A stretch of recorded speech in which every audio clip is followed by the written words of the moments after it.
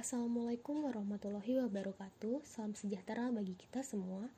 Kami dari kelompok 6 akan membahas tentang CSR atau Corporate Social Responsibility atau tanggung jawab sosial perusahaan dengan mata kuliah etika dan hukum bisnis sebagai tugas besar program studi manajemen Fakultas Bisnis dan Ilmu Sosial dari Universitas Dian Nusantara tahun 2020.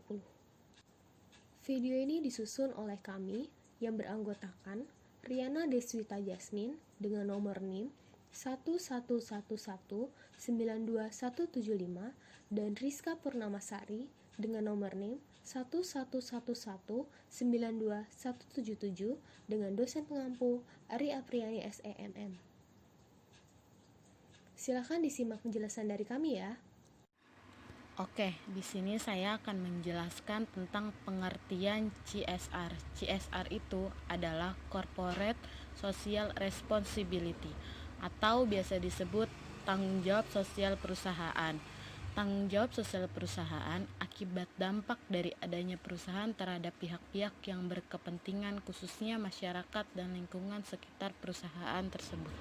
Dan ini sudah jelas pada dasar hukum yang merupakan kewajiban yang dibebankan kepada suatu perusahaan berdasarkan pasal 74 Undang-Undang Nomor 40 Tahun 2007 tentang Perseroan Terbatas atau UU PT, yang menyatakan bahwa setiap perseroan atau perusahaan dalam menjalankan usahanya yang bersangkutan dengan sumber daya alam, masyarakat, wajib menjalankan tentang tanggung jawab sosial dan lingkungannya.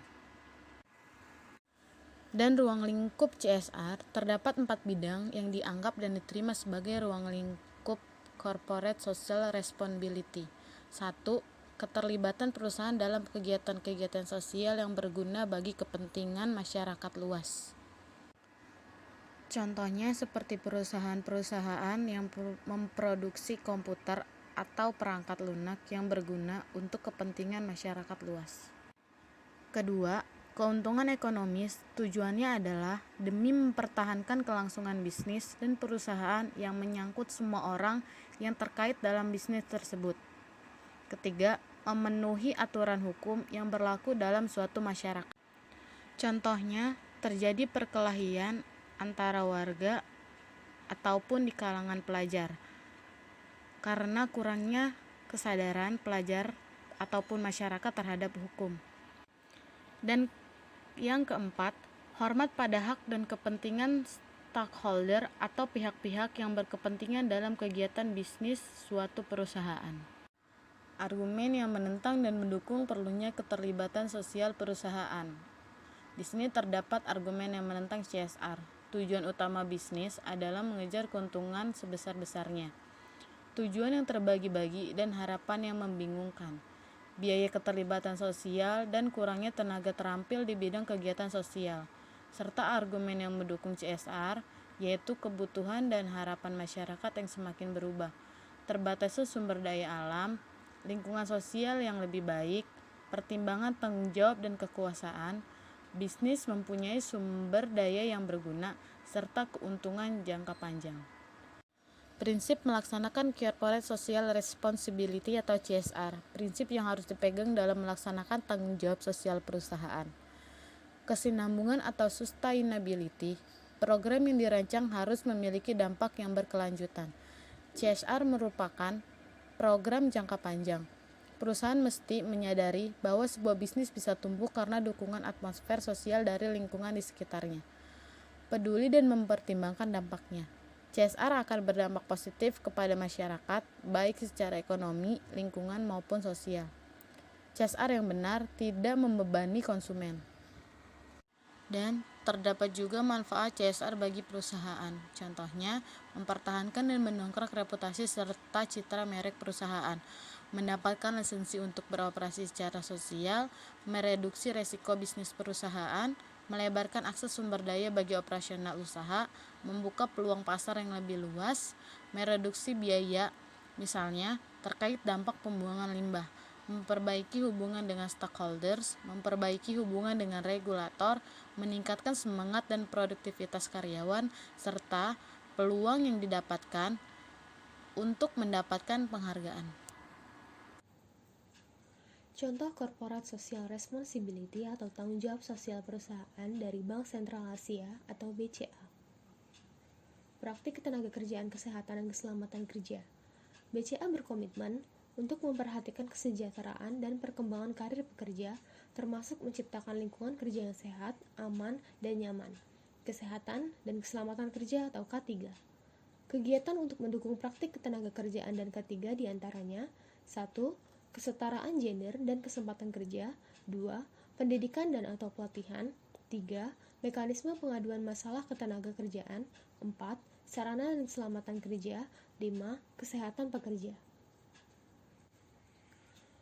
Tanggung jawab pengembangan produk dan jasa keuangan berkelanjutan.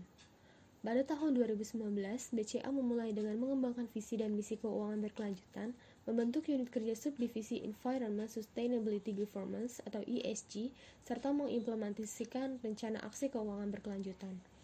BCA percaya bahwa perjalanan ini memerlukan waktu yang panjang, namun mereka berkeyakinan bahwa dengan berjalannya bersama, seluruh pemangku kepentingan semuanya dapat berkontribusi untuk membangun Indonesia. Lingkungan hidup. Budaya ramah lingkungan juga diterapkan dalam kegiatan operasional bank, antara lain mengatur suhu pendingin ruangan, memadamkan lampu pada saat jam istirahat atau lampu pada area yang tidak digunakan, dan melakukan kampanye hemat air.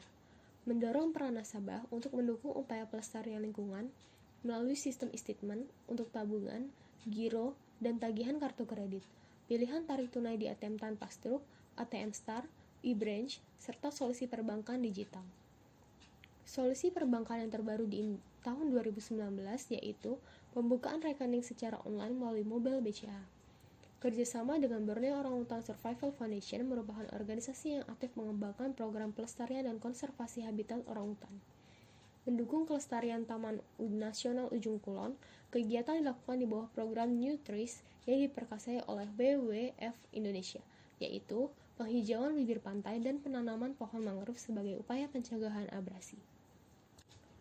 Pengembangan sosial dan kemasyarakatan. BCA mengembangkan program kegiatan tanggung jawab sosial atau Corporate Social Responsibility bertajuk Bakti BCA yang merupakan program pemberdayaan masyarakat. Program dikembangkan tidak hanya untuk berkontribusi terhadap peningkatan kesejahteraan masyarakat, namun juga perbaikan kondisi lingkungan hidup dan kegiatan lain yang mendukung SDGs. Implementasi Bakti BCA dilakukan melalui 3 pilar, yaitu solusi cerdas, solusi sinergi, dan solusi bisnis unggul. Dapat disimpulkan bahwa tanggung jawab sosial perusahaan adalah kepedulian perusahaan terhadap kepentingan pihak-pihak lain secara lebih luas daripada sekedar terhadap kepentingan perusahaan belaka.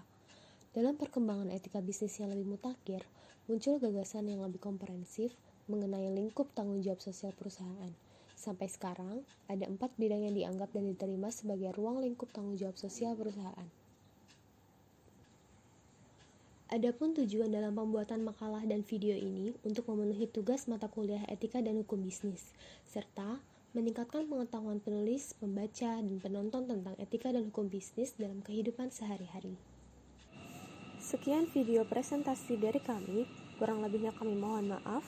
Assalamualaikum warahmatullahi wabarakatuh. Salam sejahtera bagi kita semua.